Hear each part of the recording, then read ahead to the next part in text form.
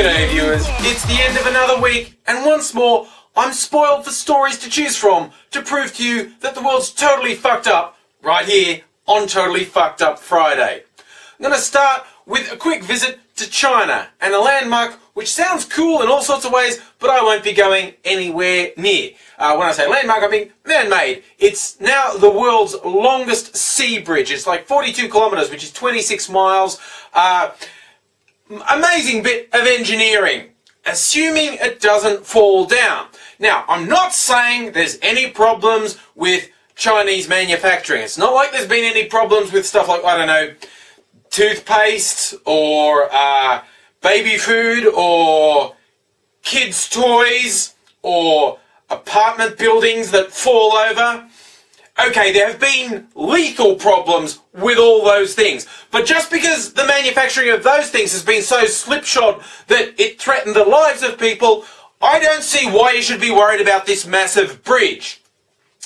Apart from the fact that when it was inspected by the official Chinese news agency, now these are people who would not want to piss off the ruling powers, but they pointed out, hey look, that crash barrier is not finished. Look, I can unscrew the bolts on this handrail and it comes right off. Hey look, the lighting isn't working. The whole bridge has been rushed for an arbitrary deadline to meet the 90th anniversary of the Chinese Communist Party. And look, I watch these megastructures documentaries. A bridge like this, there's about a million things that go wrong, a million things that can go wrong if you're not rushed, if you're not going to meet arbitrary deadlines. This is now, for me, moved to Russian roulette. Like, it would take half an hour to cross this bridge if there were no traffic problems. That's one hell of a commitment to something that looks as scary as hell. In terms of massive engineering, yes, look, biggest bridge in the world. In terms of risks to your personal safety, I'd rate this one right up there on the list of things that are totally fucked up. Hey, you know what's still going on? Governments around the world trying to fuck up the internet. People send me a lot of links, and interestingly to me, almost always to stuff I've already covered. Like I had a few people telling me about, oh look, the law in America about making it a felony if you stream illegal material on the internet. Yes, I did that a little while ago. But there's always new stuff I'm always discovering. Like, hey, there's the WIPO treaty, WIPO treaty, which actually got killed off in about 2007, is making a stealth comeback. That's awesome. Now, this is aimed at broadcasters protecting their rights, except as is typical for this sort of shit, it's going way beyond the bounds of what's reasonable. One of the provisions is the broadcasters saying they should have like 50 years ownership of anything they broadcast, even if they had no involvement in the production of it themselves. So yeah, fuck the person who actually created it. If they broadcast it, they want to claim ownership of it and inflict terrible punishment on anyone who breaks their ownership.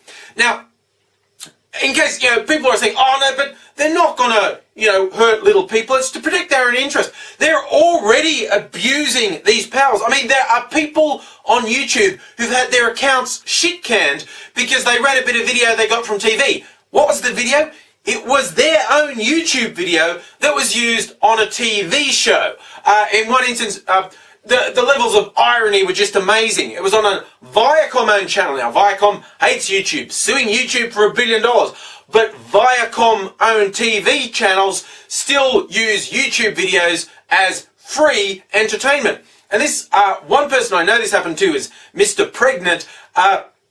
He said, hey look, here's my stuff on a TV show. And he put a video of the TV show and he got his account canned for showing someone who used his video without his permission. It's just mind-blowing how much these people want to fuck things up. Look, you need to read. Everyone, I do get annoyed when I get comments from people, oh, the people are going to rise up. This will be a revolution. No, it fucking won't. The people who make those comments, they can just fucking sitting on their fucking computer chairs or on their fucking lounge, watching their fucking TV, watching their downloaded porn. You're not going to do a goddamn motherfucking thing. Do some basic stuff. Write to your political leaders.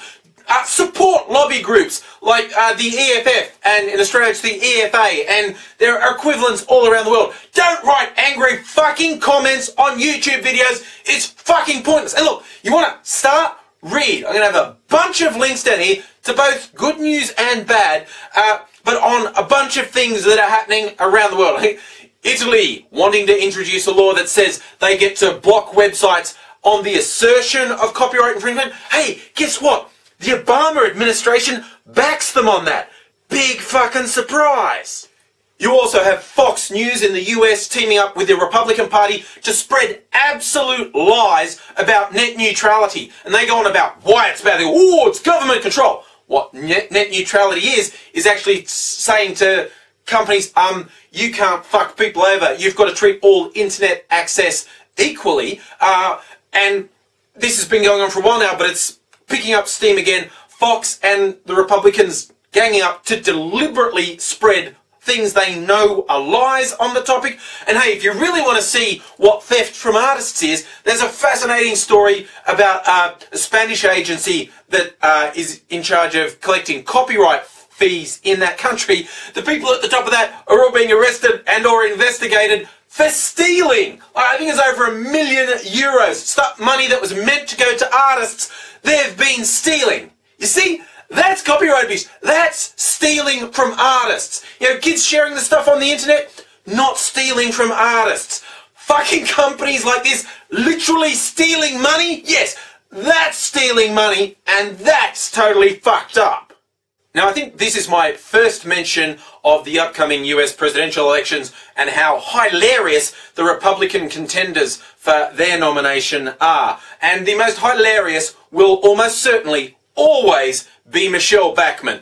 Clinically insane, pathological liar, apparently regarded as a serious contender by some people. I know that a lot of the people in the Republican Party hate her. A lot of the other contenders think she's a fucking joke. She's a bit scary because she tends to win things, and no one ever calls her on her lies. Well, no, I'll stop there. People do call her on her lies, but she never stops lying. She never admits that she's wrong. She never admits she lied. She just continues to lie and apparently suffers no punishment for it. I mean, it just blows the mind how many she's done. But, like, one of my favourites is how she's just spouted the absolute lie because she's a creationist and says, oh, I've got all these Nobel-winning scientists who say, yeah, look, creationism, intelligent design, good thing. They don't exist. She can't back them up. She got called out by a 17-year-old school kid who said, no, that isn't true. People who want to run for president shouldn't be allowed to lie. And she's run scared. Her whole office has run scared from a 17-year-old kid because he pointed out the obvious truth. She's fucking lying. But this, I bring her up because this week she signed a pledge that, among other things, said she would ban pornography. Forgetting that that's simply not possible, but she's the Tea Party darling. Yes, I'm anti-big government, anti-taxing, despite her family having made hundreds of thousands of dollars from government farm subsidies. That kind of seems like a contradiction, aka direct lie. But what's one of the Tea Party's big things? The Constitution. What's one of the big parts of the Constitution? The right to free speech, which court finding after court finding has always said porn comes under free speech. If you're not actually hurting someone, it's free speech. You can't ban it.